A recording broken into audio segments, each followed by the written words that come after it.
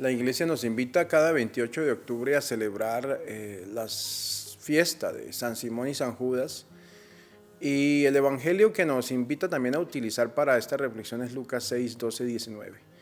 Lucas 6, 12, 19. Vamos a leer el evangelio como siempre y hacer una meditación en la imagen, en la vida de estos dos santos, San Simón y San Judas.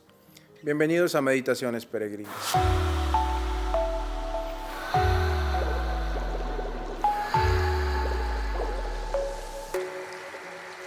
Lucas 6, 12, 19.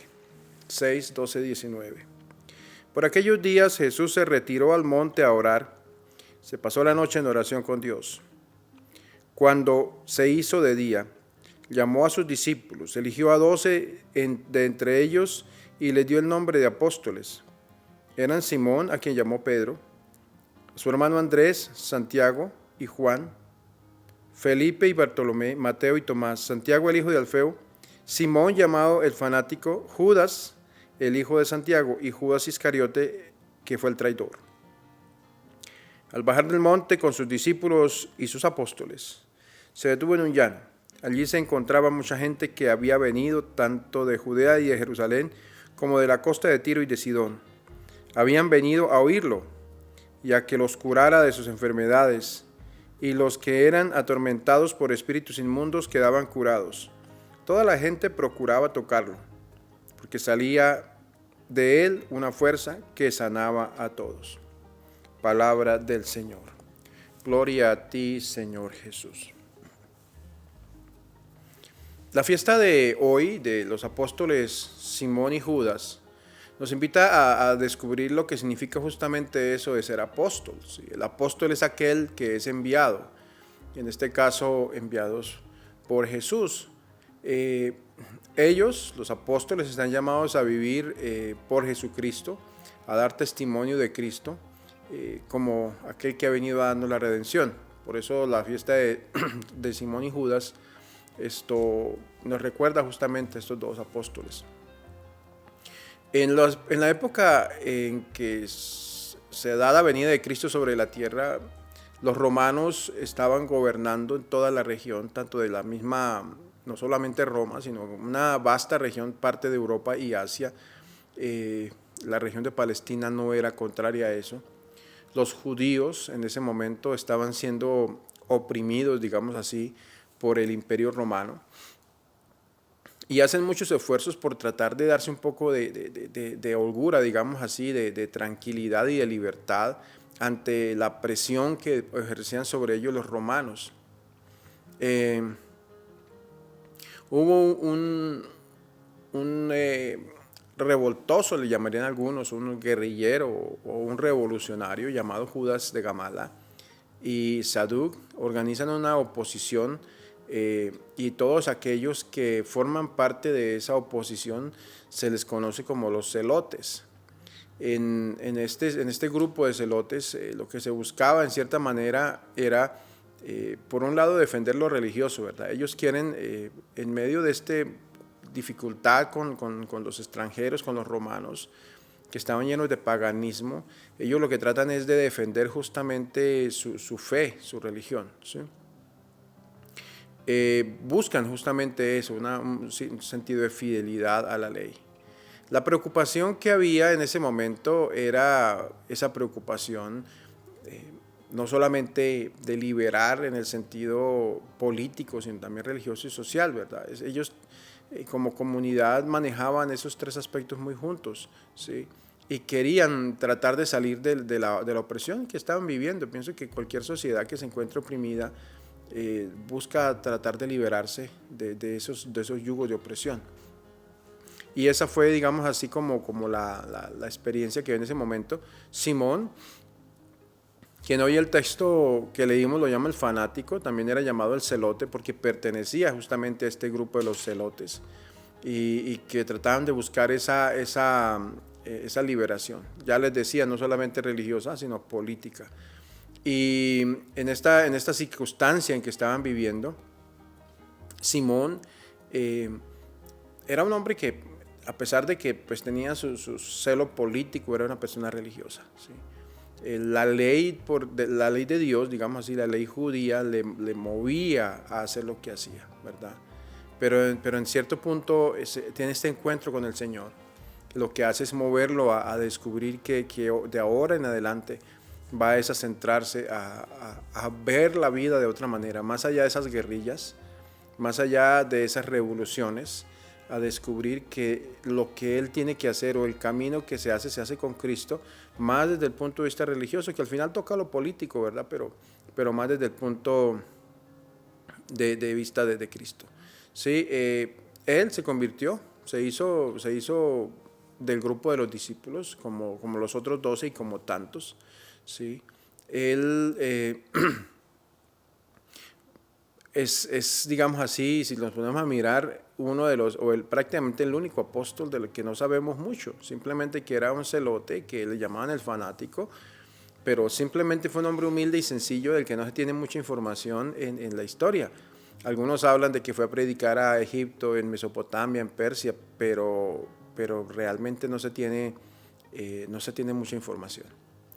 Ahora, al final de la lista de los apóstoles, concretamente, por ejemplo, la que leíamos el día de hoy, la lista de Lucas 6, junto a Simón se encuentra también San Judas. ¿Sí?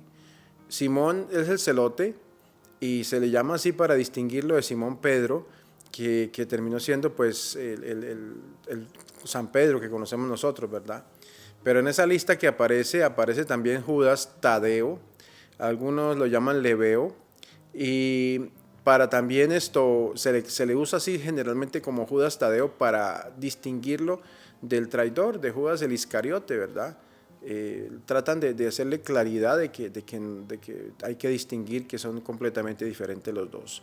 San Judas aparece también en el Evangelio con una fuerza apostólica muy grande. En la última cena lo vemos presente, ¿verdad? Él es amado, digamos así, como los apóstoles, como buen apóstol de Cristo, y tiene ese fervor por llevar adelante el mensaje del Evangelio, ¿sí? Su alma es un alma llena de amor y caridad, ¿sí? Por eso es cuando en ese momento dice, Señor, ¿cómo ha de ser esto? Que te vas a mostrar a nosotros y no al mundo, ¿sí? O sea, él siente esa necesidad de abogar por el mundo entero. Quizá por eso algunos lo consideran que él hace milagros de mostrar o de concederle a la gente lo que necesita. Al final no es otra cosa que el ardor de ese mensaje con el cual él se dirige a Jesús en ese momento, ¿verdad? Esa manera como trata de vivir su vida de apóstol es lo que le hace merecedor de que tenga también mucho conocimiento dentro del grupo de los apóstoles, aunque no aparece muchas veces. En la tradición hay algunas huellas de lo que él hizo y fue, ¿sí? No hay muchas palabras acerca de él, ¿sí? Lo que nos dice está un poquito en las historias de aquellas épocas antiguas, de Beda y Adón. También San Jerónimo y San Isidoro hablan un poco de San Simón y San Judas. Y ellos dicen que los dos fueron martirizados en Persia.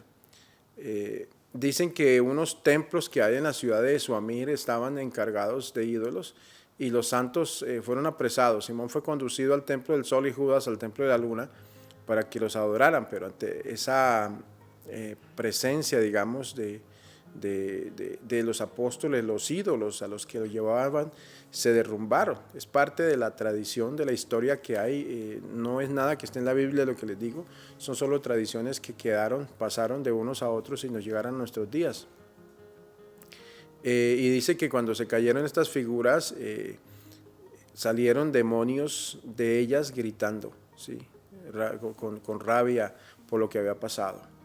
Sí, los paganos, aquellos que vieron eso, se lanzaron contra los apóstoles y se los mataron. ¿Sí? Es una de las cosas que se hablan, digamos así, la historia de San Judas y San Simón. ¿Sí? Igual nos dicen que el cielo estaba tranquilo y de un momento a otro se viene una tempestad que hace que mucha gente muera, muchos de esos paganos mueran en ese momento. El rey, en su momento que ya era cristiano por la predicación de los santos, se levantó en Babilonia un templo donde reposan los cuerpos hasta que fueron trasladados a la Catedral de San Pedro en Roma. El nombre Judas es frecuente en el Antiguo Testamento y en el Nuevo, y la iglesia primitiva lo usa en varias ocasiones. En el Antiguo Testamento, ya casi al comienzo del Nuevo, aparece en algunos momentos Judas. San Clemente de Alejandría también cuenta que Judas, entre los hijos del primer matrimonio de San José, ¿sí? Y San Lucas le llama Judas de Santiago, ¿sí? Hay algunas cosas que hacen como confundir a la gente. Lo hacen ver como el hermano de Jesús por parte de José. Pero al final lo que más nos interesa saber es que fue un apóstol, un seguidor de ese mensaje, y fue tan fiel a su palabra, y sus palabras en la última cena fueron tan poderosas que se ha ganado el título de ser como el defensor y el abogado de aquellos que están necesitados. ¿Qué nos invita el Señor hoy a vivir con este día, en esta celebración? A vivir como apóstoles, apreciado pueblo de fe, a vivir entregados a nuestra fe cristiana. Hoy el cristianismo está atacado de muchas maneras, incluso muchos que dicen llamarse cristianos parecen más ateos. Hoy la gente está embobada con cosas que ni siquiera conocen, cosas del budismo y de las zonas del Himalaya. Sigue atrayendo tanto el Himalaya como si hubiera algo especial allí, algo que realmente no existe, ¿sí? Los fundamentos grandes de nuestra fe, toda la estructura de nuestra fe que ha sostenido por 2000 años la cristiandad, hoy está siendo atacada por muchos frentes, y no nos estamos dando cuenta de la necesidad de esos fundamentos cristianos que por siempre han movido nuestra fe y han movido la historia y han hecho civilización. Entonces pidámosle al Señor que nos ayude a tener ese fervor de los apóstoles, especialmente Judas, en el sentido de saber llevar ese mensaje de Cristo a los demás, de llevar con fervor o querer mostrarle al mundo ese mensaje del Señor. Que el Señor nos acompañe en esta jornada, en el nombre del Padre, del Hijo y del Espíritu Santo. Amén. Feliz día.